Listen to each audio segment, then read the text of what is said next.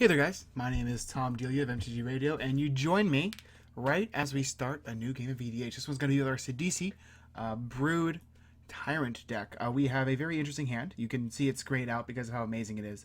Honestly, we're going to keep it though. I like having 5 lands in this type of build, and we'll go into the build and how it's going to progress right after we keep. So we are playing Sidisi Brood Tyrant. This is an awesome legendary Naga Shaman from Kazatar here. 1 black, green, blue for a 3/3 now. Decent stats, but where it really gets saucy.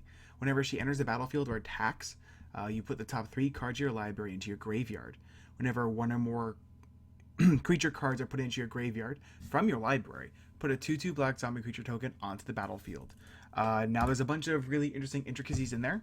The main one that I really want to point out is the fact that we don't get a zombie for every creature that hits the graveyard, just for when one creature hits the graveyard. That's the most common mistake I see with this lady when she's played in real life, so make sure you get that on lock. Our top left player is playing Child of Alara, white, blue, black, red, green for a 6/6 with trample. Whenever Child dies, destroy all non-land permanents. They cannot be regenerated.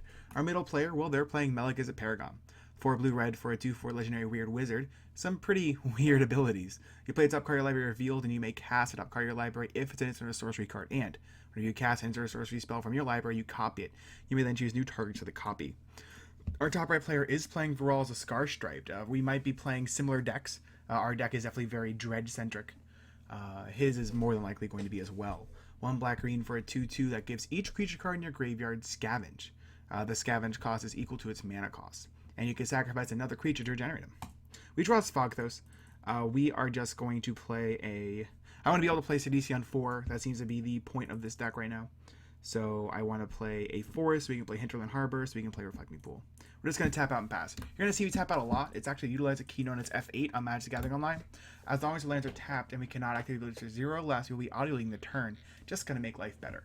Trust me, you're going to like the game going smoother when we're tapping out. Trust me. Our deck is definitely Dredge focused. You can see this from our 2 cards in hand. Stinkweed Imp, 2 black for a 1/2 flyer. We're going to play this guy on 3 because whenever he deals combat damage to a creature, we destroy that creature, plus the Dredge 5. If I would draw a card, very important for the deck. Instead, we can put the top 5 cards from our library into our graveyard. Now, this does trigger Sidisi, which is why we have a lot of Dredge type effects in our deck, like Mirror Mad Phantasm, which has milled like half my deck before. And it's beautiful when it happens. There's a lot of really key cards in this build. We'll go over them after the game a little bit, but the main ones that I love playing this deck are cards like Wonder, Filth, and Genesis, and Brawn. All of these cards have activated abilities when they are in your graveyard. They produce static abilities for the creatures on your battlefield as long as they're in your graveyard and you have a land of a specific type. A card like Filth, when it's in your graveyard, will give all my creatures Swamp Walk as long as I have a swamp. A creature like Wonder, actually our middle player just conceded. A card like Wonder will give my creatures flying if I have an island, so on and so forth. Middle player conceded. Let's see if he says why. Oh, I guess he had dinner, and he just kept with it. Huh. Crazy. That is one of the funny parts about playing on Magic Gathering Online. It'll probably be nicer as a 3-player game, to be honest. Our deck definitely does a lot better when it gets to kind of chill out. Our opponent sacrifices Sakura Tribe Elder during our upkeep, during our draw step, because we might have a Shadow of Doubt? I don't know. We draw... Ooh, I love this card, Ancestral Memories. And we're going to try and make sure we can cast it on 5 after casting Sidisi. So we're going to play this Hinterland Harbor, and as a battlefield untapped, I have a forest. I have a forest. We're going to 1/2 black, Stinkweed Impasse. And we should have... We need to draw another untapped blue source to be able to play this on 5, which is kind of funny. Our top left player did suspend a Greater Gargadon. Now GG, or Greater Gargadon, Greg Hatch's favorite cube card, is a 10 mana 9/7, but it's got suspend for 10, and you can sack an artifact, creature, or land to remove a time counter from it. You can only activate its ability if suspended. Very important when it comes to Child of Alara, because with Child, you can sacrifice Child and put it into your graveyard. It has to stay there to activate its ability, and you can just use Greater Gargadon to have that effect happen. Looks like our opponent is just going to tap out and pass as well, just trying to generate the mana of every single color. The other nice part about having that Stinkweed Imp, especially against a deck like Varol's, especially when he has a Lightning Greaves out, which will give his creatures haste and shroud for 0 mana, is that we'll just have a really good blocker. Being able to block a huge creature, which can be very possible when you're playing against Varol's, can be very nice for us. So I like it when it's nice and easy for us, and that's our goal. We do have Cabal Coffers in hand. I'm sure you're wondering, why are you playing this in a 3-color deck? We have multiple ways to get a card called Urborg, going to make all of our lands swamps. Just nice for us. Swag Tusk comes out. 4 and a green for a 5/3. When it enters the battlefield, you gain 5 life. And you'll see this is not attacking us because you have a Stinky Imp. Ooh, Breeding Pool. So we'll be able to play this on 5. That's nice. We'll play this Reflecting Pool. So we go green, blue, black, 1, Sidisi pre-combat, because we might get something that wants us to attack. More than likely, we're just not going to attack at all. We do trigger our Sidisi from Gerard and his orders filling the graveyard. And Shiza's Death Storehouse, which is kind of cute. We're not going to attack. I like this guy staying back, being able to block anything big coming from a Viral's deck. So Gerard is going to be a card we're definitely going to look out for from the graveyard. Black, black, green, green for a 2/2. He gets +1/+1 for each creature card in our graveyard. But where he gets really good, 1 green, black, sack another creature. Each opponent loses life equal to that creature's power. We have 2 creatures that really utilize his ability. One of those cards being Lord of Extinction, the other one being Consuming Aberration. Both of them are going to be cards we are searching for and cards we really want to be able to play. That's an Outpost Siege coming down. 3 and a red for a rare enchantment. Then as a battlefield, choose Cons or Dragons. He chooses Cons. So at the beginning of his upkeep, he's going to exile the top card of his library. Until end of turn, you may play that card. I think I know what deck he's playing. Just kind of funny. And I'm really sure... Yeah, I think he's playing the upkeep deck that I... Hey, Urborg for my Cabal Coffers. You shouldn't have, friend. That's great. So our opponent plays an Urborg Forest, turns all of our lands into swamps, which is going to turn our Cabal Coffers into a beautiful mana flare for us. We now have access to 7 mana this turn. Granted, we're going to pay 2 to play Ancestral Memories, because I love that card, but having this much mana is nice as well. The other good part about Sidisi is that she threatens damage really easily. She came in and gave us 5 power, and she is a 3/3 for 4. We can start getting in damage pretty quickly, even on a deck like Viral's. Now, there's a couple cards you want to watch out for from this deck. Is he animating deading our own? He's animate deading our own Gerard. That was not a card I expected to have come down. So animate dead comes down, 1 to black, enchant a card in a graveyard. You basically bring it back onto your side of the battlefield except to get -1, -0. Just really cute, to be honest. Cute being used in the worst way. So my goal this turn is to play Ancestral Memories. We look at the top 7 cards of our library, put 2 of them into my hand, and the rest into your graveyard.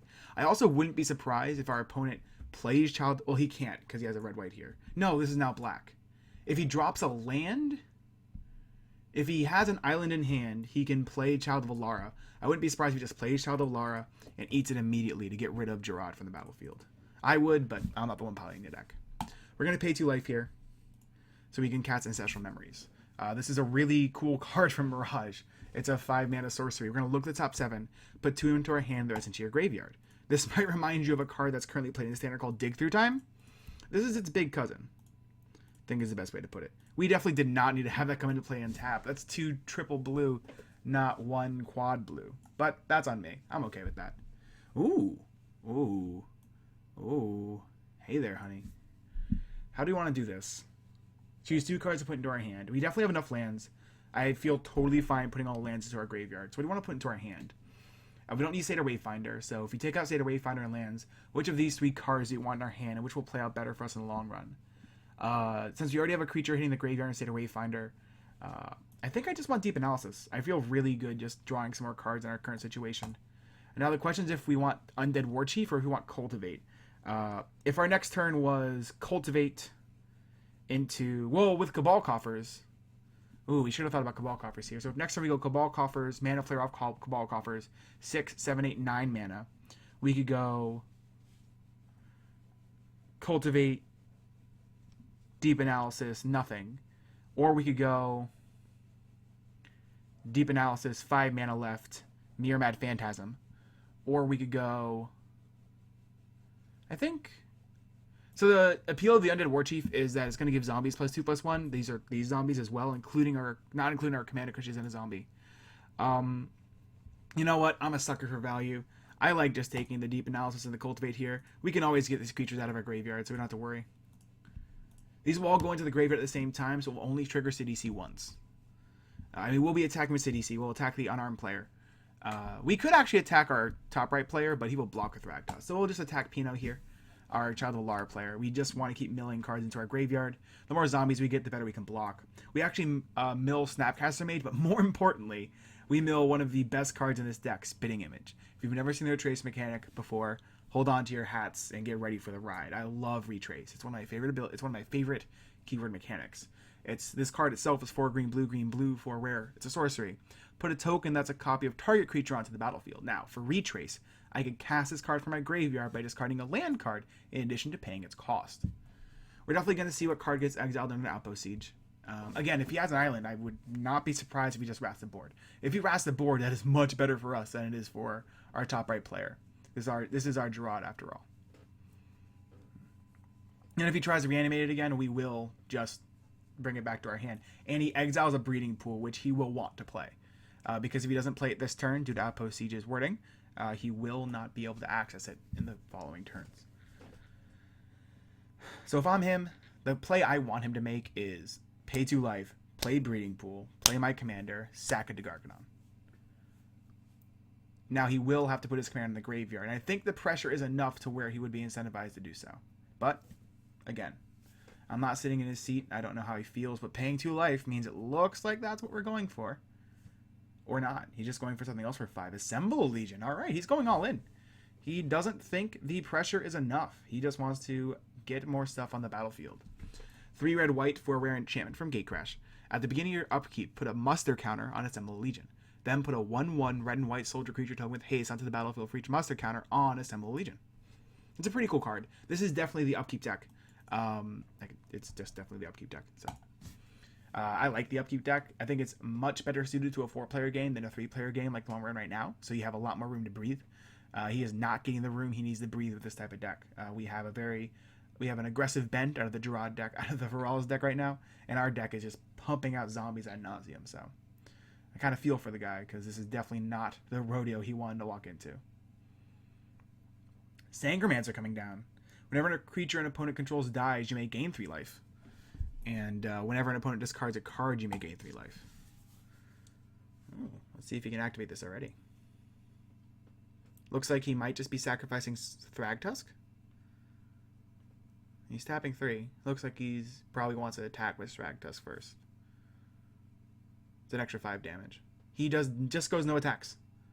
And passes. Okay, let's see what we draw. Do I want to... I do not want to dredge. I'd rather just draw a card here. I think drawing card is... Whoa, drawing a card was definitely stronger.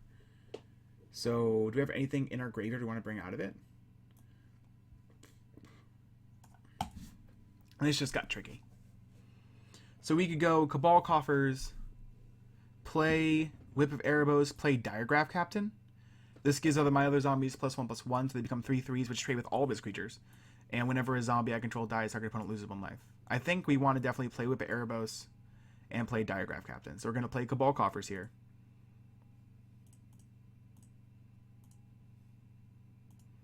Going to tap this for 6. Play Whip of Erebos. Now my creatures have lifelink.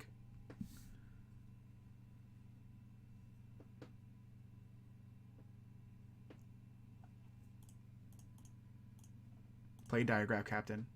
Get my zombies +1/+1, and when they die, our opponents lose life, and I'm going to go for attacks.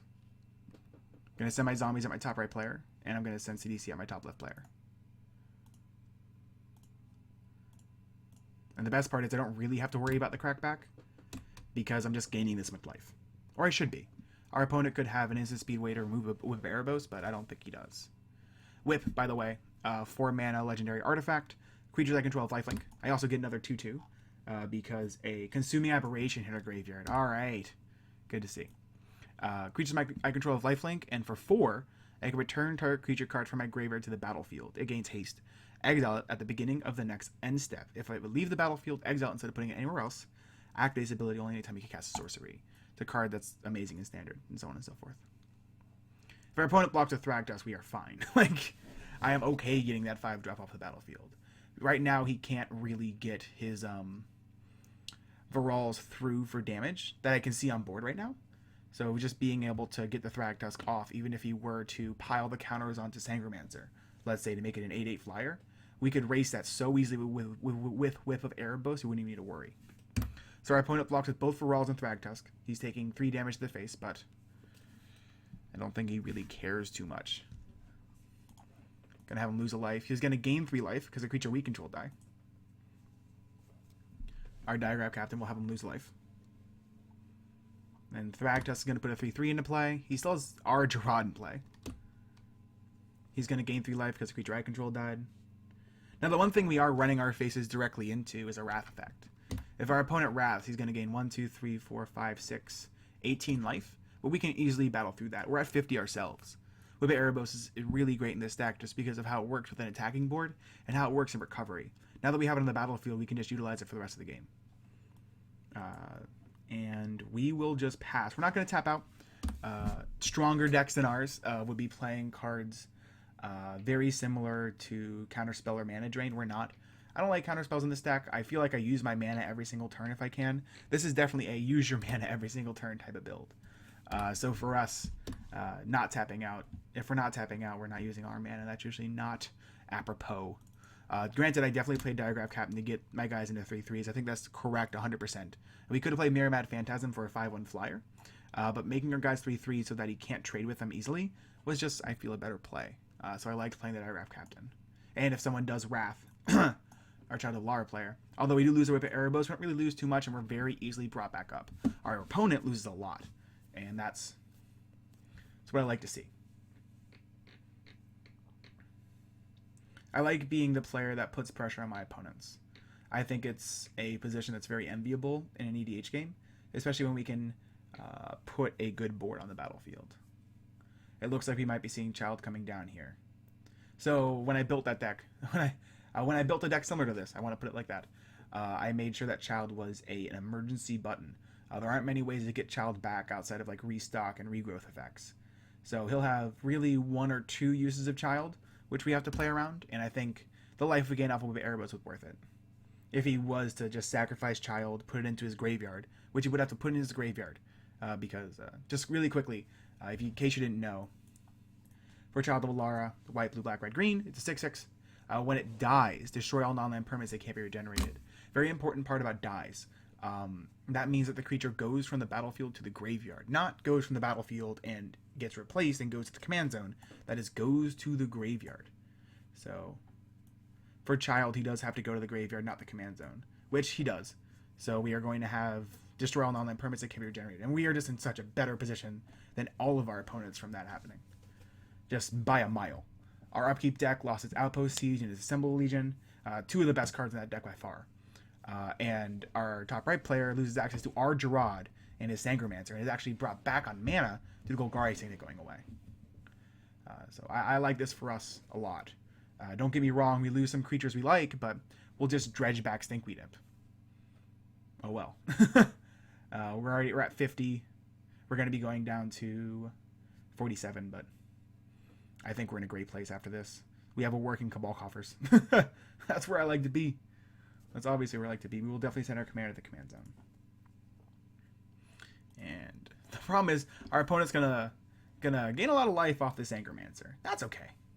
You know, we can get him off that life. He's down to 2 cards in hand. We have a Deep Analysis and a Cultivate in hand. Our next turn is going to be this beautiful setup turn. He no longer has access to our command. He no longer has access to our Gerard. He no longer has access to Lightning Greaves. He no longer has access to Animate Dead. And if our opponent tries to grab our Gerard, which we weren't able to do before because we didn't have a swamp, we do now because of Urborg, we will just bring him right out of our graveyard immediately if he targets it. So we should be in a good place here. Really quickly, I'm going to go through my own graveyard so I know what's in here. Stinkweed Imp, we could dredge 5 on. Gerard, of course. I think we're just going to draw normal cards next turn. You're going to see me draw normal turns instead of dredging a bunch. The cards in this deck are so good. I just like drawing cards a lot of the time. I don't like dredging without Sidisi on the battlefield. I feel like we lose, sorry about that, we lose a little bit of value by dredging instead of drawing cards. Our cards are just that strong. So for a lot of this game, you're going to see me, why are you dredging instead? Why are you drawing cards instead of dredging? Just because I'd rather just draw cards. It gives me more action. And the best part is if our Varal's player, I apologize, plays a creature we want to play, we want to get a copy of, we can just get one with Spitting Image in our graveyard. That's actually one of the greatest parts about Spitting Image. It's like, hey, I really like that creature. I want one. And then you have one. Because welcome to Spitting Image. Our opponent does play a Grim Backwoods. This is a pretty Dance of the Dead targeting our Consuming Aberration this time. Alright, go for it. And this guy's going to be big. Dance of the Dead, another reanimation effect. 1 in a black for a enchantment. An enchanted creature gets +1/+1, doesn't untap during his controller's untap step. He has to pay 1 in a black to untap it. So he now has a copy of Arg Assuming Aberration. 3 blue black for a 21/21 because his power tokens are each equal to the number of cards in your opponent's graveyards. And whenever you cast a spell, each opponent reveals cards from the top of their library till they reveal a land card. Then put those cards into their graveyard. Now we have the largest graveyard, so he's definitely not working for our team right now. Hey, look, that's Sever the Bloodline. Sometimes you just are that lucky. We will definitely play a land before we activate Cabal Coffers. We'll play this Fogthos. So this Fogthos is a pretty cool land. We could play 3 black-green to have it become a Lurgoyf, basically. Becomes a black-green creature with power toughness each equal to the number of creature cards in my graveyard. We are going to Sever the Bloodline, this Consuming Aberration. I don't really care about it. I don't think it's a linchpin to our deck's success. So it can just get exiled before it deals us 21 damage. Bye. Everyone wave goodbye to the Consuming Aberration. He's going to sacrifice it to Grim Backwoods first. The value. That's fine. That just means we have access to it again. We just don't have to get hit for 21. That's just nice. We have 3 mana floating. We have a couple of options here. We could just cultivate and then like Deep Analysis. That's an option. I think it's a decent option. We have a large setup turn we can take here. Or we could play Sidisi and go from there. But you know what? I like setup turns. You'll see me talk about setup turns a lot. You don't really get this option too often in Commander, and I like taking advantage of them. So we are going to put an island onto the battlefield so that if Wonder goes in our graveyard, our creatures have flying, and we are going to put a swamp into our hand. We are going to put the island onto the battlefield tapped. And then for the last of our mana, you'll cast Deep Analysis, targeting us. So we'll draw 2 cards. Again, I will decline Dredging. Victimize, you say? We're going to dredge this Think We Dim now. We put Tracker's Instincts in our graveyard. Deep Analysis is also in our graveyard. And so is Geth and Blood Artist. Alright. And we can just pass. That was a great turn. So the idea of a setup turn is pretty simple. There are going to be lulls in your EDH game, which usually you're used to them, turns 1 through 4. The times when you get to play Cultivates and Signets and Solemn Simulacrums.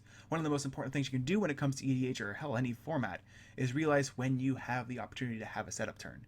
When you can just take a turn off, take a deep breath, fix your mana, draw some cards. In EDH, it's actually kind of common to run into these setup turns and know how to play with them. And just be able to play them optimally. For us, you know what? Cultivate, Deep Analysis, that's good enough.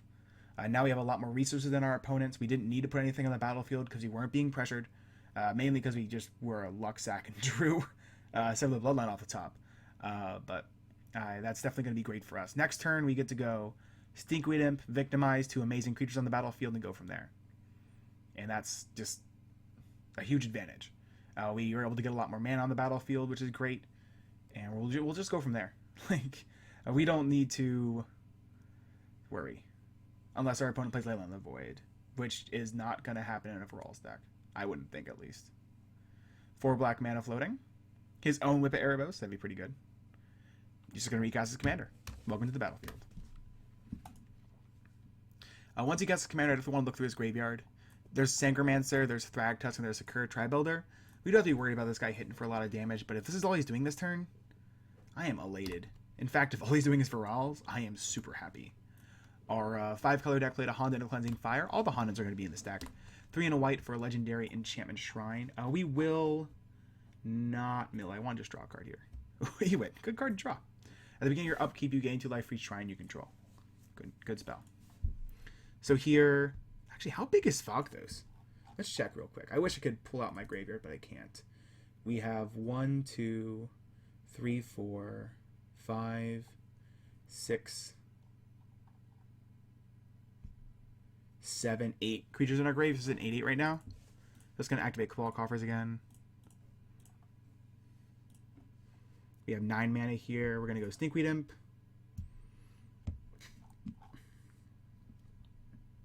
How much damage can we deal this turn? Because we could go Victimize. We're gonna go Victimize. But what are we gonna bring back? We can just bring back Geth and take the creatures out of this guy's graveyard, but then we put more in. That'd be really stupid, actually. We could take them out and put more in. Gargadon comes down in 3 turns. Take a little Gargadon check. We could just grab Gerard and Consuming Aberration. This is a 10/10 right now. We could also grab Snappy and be able to recast something out of the graveyard. That seems suboptimal. I think I want the Consuming Aberration because green-black doesn't have ways to copy it. And I want the Gerard. Let's not play nice. We'll sacrifice our Stinkweed Imp. Alright. This is also a 9/9. We have 3 extra mana floating. So we have a couple of options we can do. We could cast our commander again. Or, this is a good or, we could cast our command. I think we're just going to cast our command again.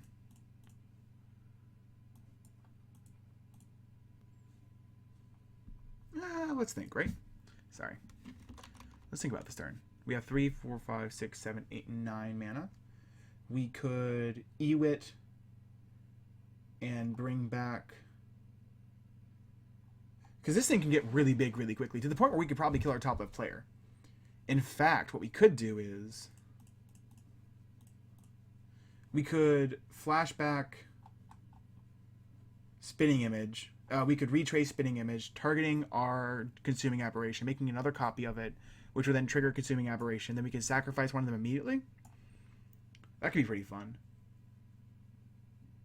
Yeah, let's do that. I want to show you guys how good retrace is. So let's show you how good retrace is. So first, its triggered ability to mill our opponents is going to happen. We now have 13 13s.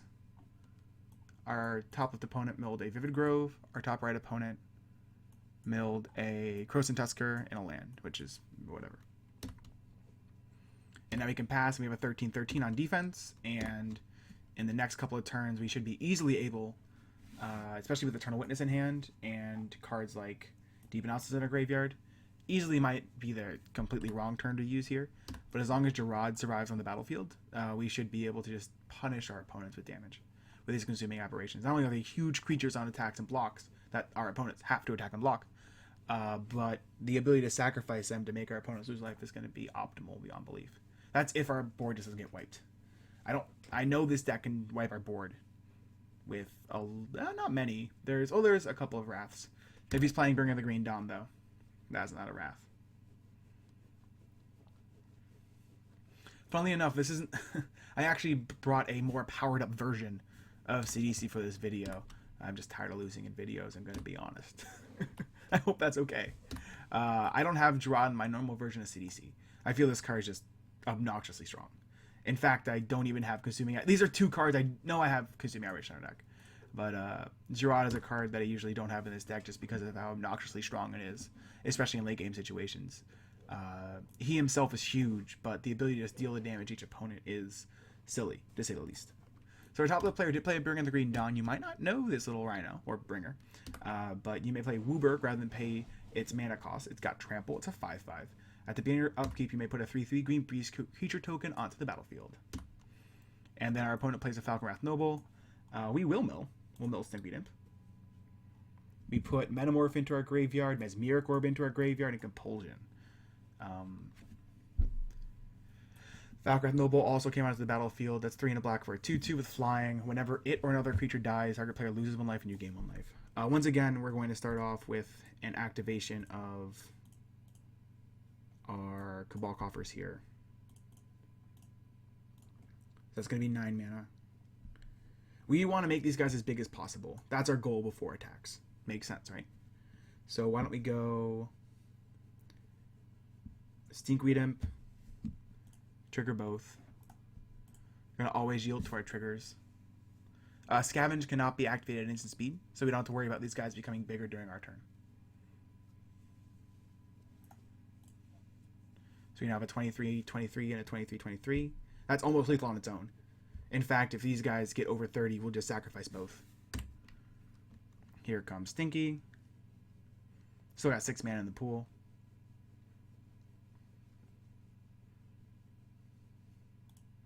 We're going to flashback Deep Analysis, targeting herself. Trigger Consuming Aberrations twice. And this is just going to be game. 35-35 and 35-35. We'll also draw 2 cards. Sphinx Withern, cute. We have 5 more mana left. I don't really want to waste it. I think that's just being proper. But we have 2 41-41s. Like we're just gonna go for lethal. We will sacrifice a 41-41. So each of our opponents are gonna take 41 damage. Falconwrath Noble will trigger though. Our opponent will gain 1 life, and we will lose 1 life.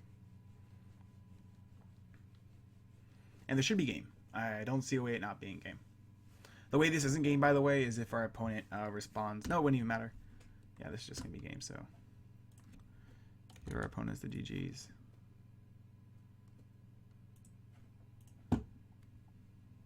Yeah, we didn't choose Rise of the Dark Realms because this is just game. Our opponent takes 41 damage. It's now down to a 30-30. Oh, boy.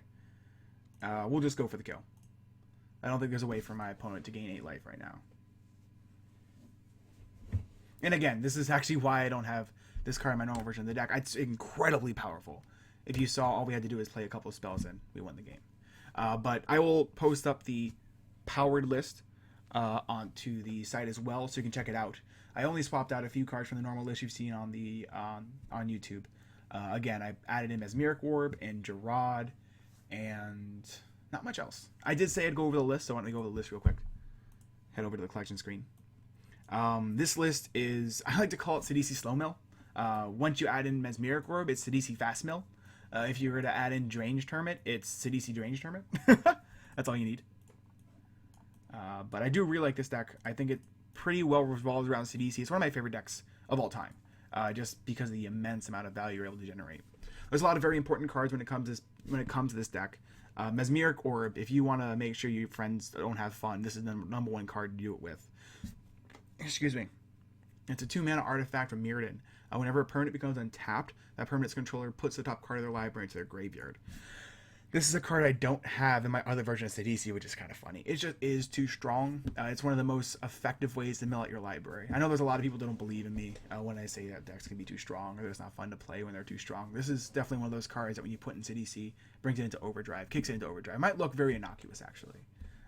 There's not very many cards that just say something as simple as whenever a permanent becomes untapped, that player controller puts the top card of the library into the graveyard. But with a Mesmeric Orb in your deck, you get to mill you get to mill at least 2 cards and 3 cards and 4 cards and 6 cards and 8 and 7 cards. So like in the first 5-6 turns when people are still taking setup turns.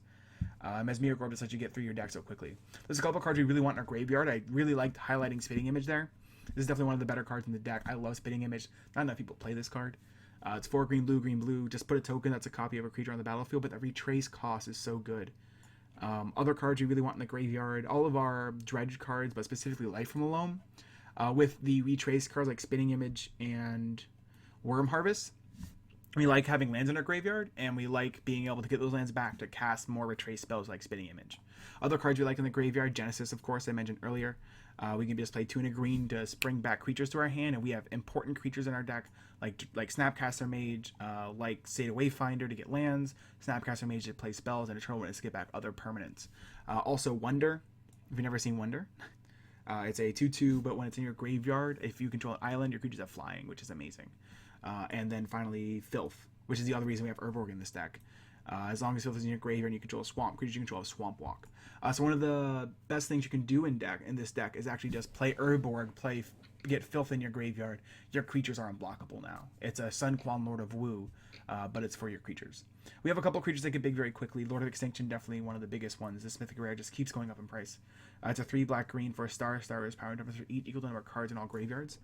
And then, of course, Consuming Aberration, which is 3 blue-black for a star. And you saw its power in that game. It can just get huge just from a couple of casts on spells. We did have to worry a little bit.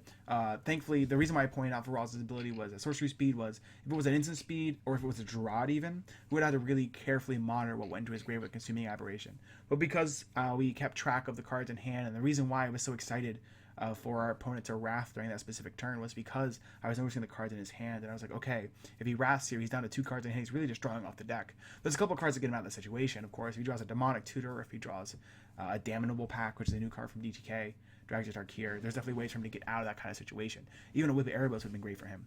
But I knew we were at a better place than he was. One of the best parts about the CDC deck is you always have cards in your hand. It's hard not to have cards in your hand.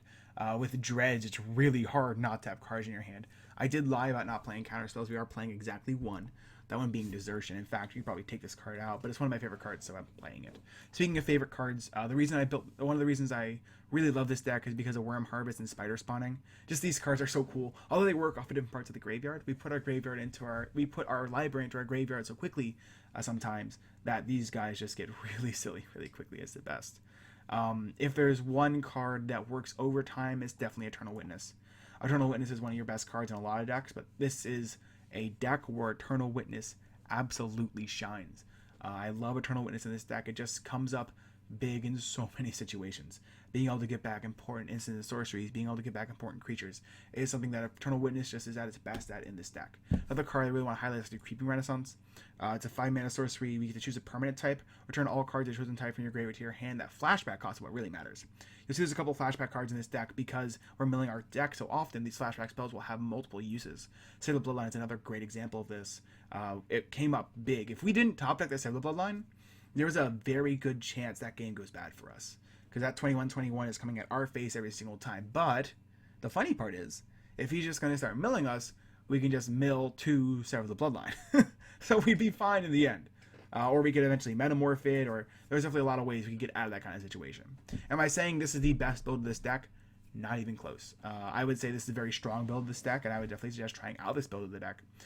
Because I have a blast with it. This is one of my favorite decks to play on MTGO. One of my favorite decks to play in real life. This deck was so fun, I built it in real life. That's rare for me. I've only done it with a couple of decks. This one, the Afara deck you've seen on stream, and the Upkeep deck, of course.